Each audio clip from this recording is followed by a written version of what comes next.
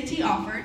So obviously, if you're a senior parent, this should be the last SAT that your student takes. And the reason why we encourage October instead of December is the December score reports. The Cal States will often, not all the time, and certain ones admit on a rolling basis. So we have seen kids who have submitted applications in October get accepted as early as December, because that's up to the discretion of the university to give that.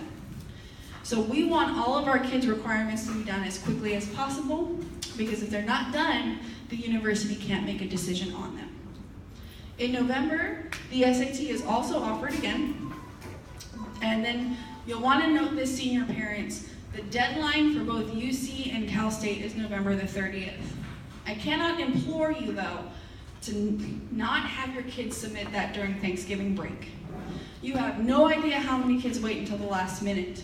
And I have heard horror stories where a student submitted their information and then something happened with the computer and then they couldn't get back on. And then the deadline passed. So they should have it done before they leave because the counselors are reviewing it with them. Just beg you to be on your kids for the deadlines. And senior parents, this is going to be really frustrating for you because this is the first taste of your students having to be independent. Once they apply for a university, the university will either send a hard copy, which kind of is dying now, or they'll send an email immediately to the kids that says, thank you for applying. Here you go. Here's your portal. You have to check everything. We send you updates through a portal. Long gone are the days where they send you letters to remind you of things. It all goes on digitally. I want to strongly encourage our parents in here that when you go home tonight, sit down with your students and say, okay, do you have an appropriate email for college? And I personally would say, I don't really want your kids using the @ggusd.net email that we give them at school, because we have a protected network in here, and not all emails go in through that. So that is the scariest part, is if the kids use the Gmail we give them at school, a college may be trying to get them, but our firewall will bounce them out. So if you have a senior, go home and say, which email did you use? And if they didn't, have them create a professional one. A lot of these kids like to make up ridiculous emails like hotlips54321. That's not the best kind of email that your kid wants to have. So talk them through that. December is the last opportunity for our seniors to take the SAT. And like I said, for certain Cal States, rolling acceptances will start beginning as early as December. In January, the FAFSA will open on January 2nd. And then an SAT is offered again. But obviously our seniors can't take it. Now, the FAFSA, we at La Quinta High School begin workshops in January for the parents. If you are a parent, and FAFSA's first come, first serve. If you submit it on January 30th as opposed to January the 2nd, you're not going to miss out on the money. But if you're the parent who's super type A and you want to make sure that it's submitted, you can submit that as early as January the 2nd. But La Quinta, we will do, and this one will kind of be a double dipper. Parent Power School in January is going to cover financial aid, and the counselors will be offering an additional one. But I say when it comes to money, you can never hear the message too much. Okay, March is the next deadline we go to in the senior year, and the FAFSA closes on March 2nd. Now, can you submit your FAFSA after March 2nd? Yes, but the priority deadline is March 2nd. After March 2nd comes and goes, you're not guaranteed to get any money. And even at that, depending on how many students are going to college, the amount of funding that you can get can lessen based on what's available. In March, the UCs begin notifying acceptances. Now, I want to note this too. Most UCs will say, this is the date we will release, and they will release no sooner than that. And it's even gotten to the point with the UCs being so competitive that some have waited until April. Some have even waited till April 28th. And guess when the deadline to submit your intent to register to attend a school is?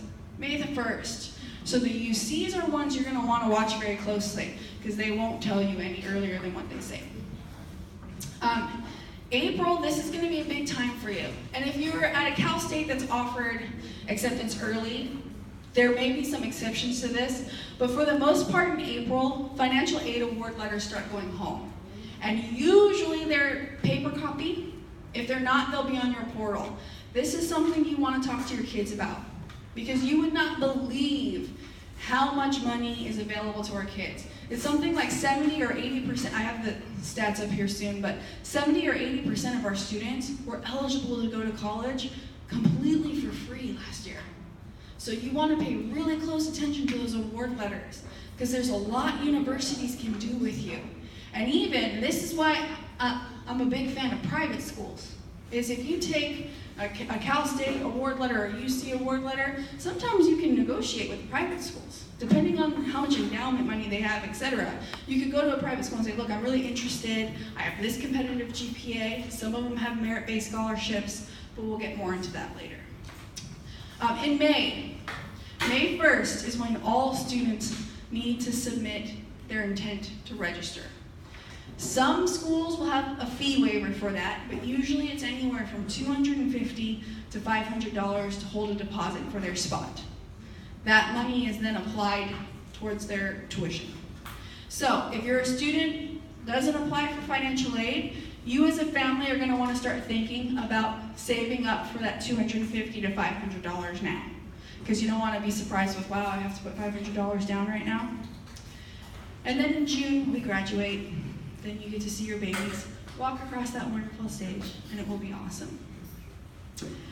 Something just also to note for senior parents, in the spring, if your students are going away to college, housing applications will begin coming to them as well.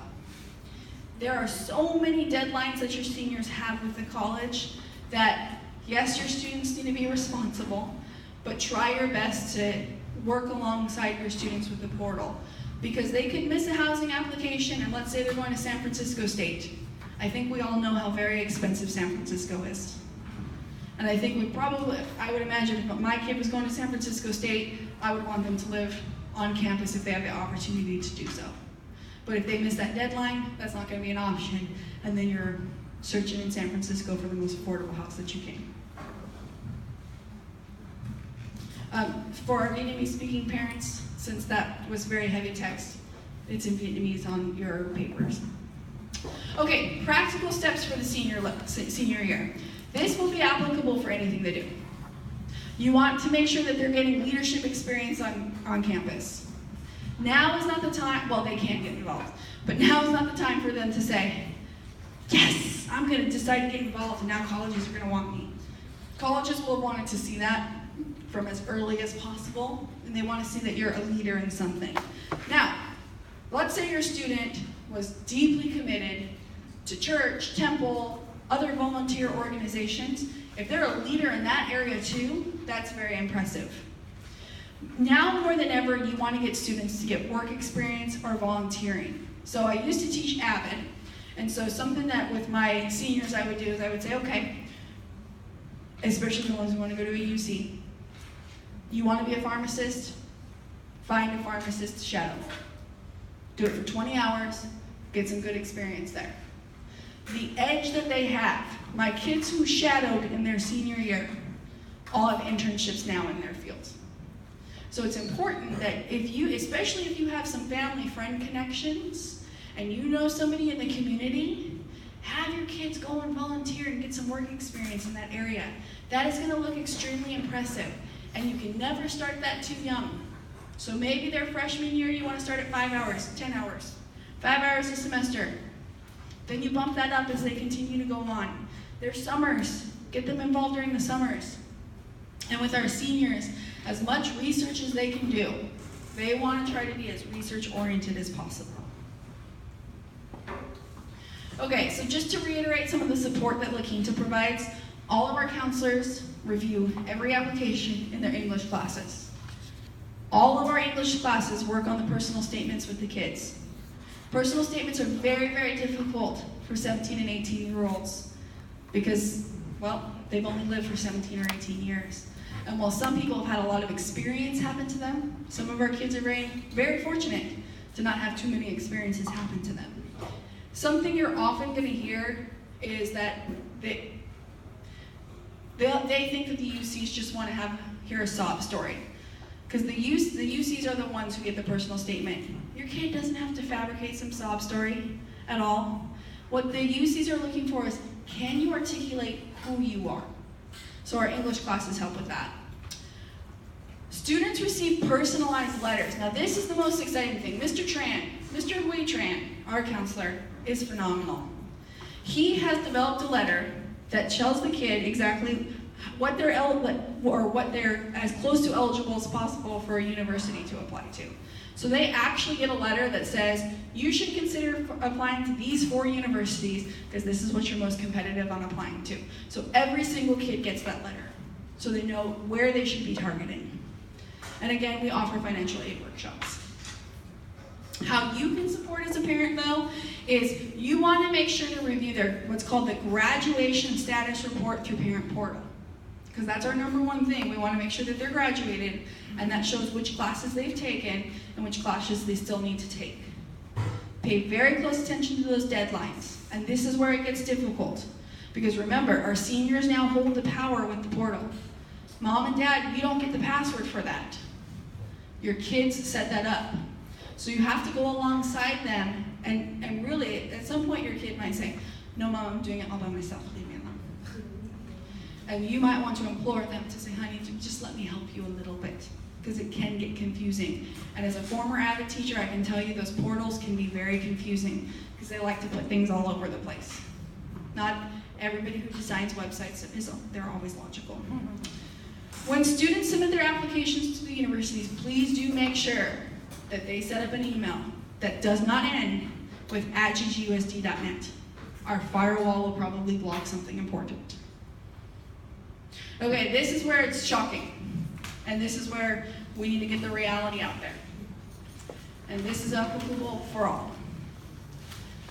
Like I said, if your student comes home and says, Mommy, I want to go to UCLA.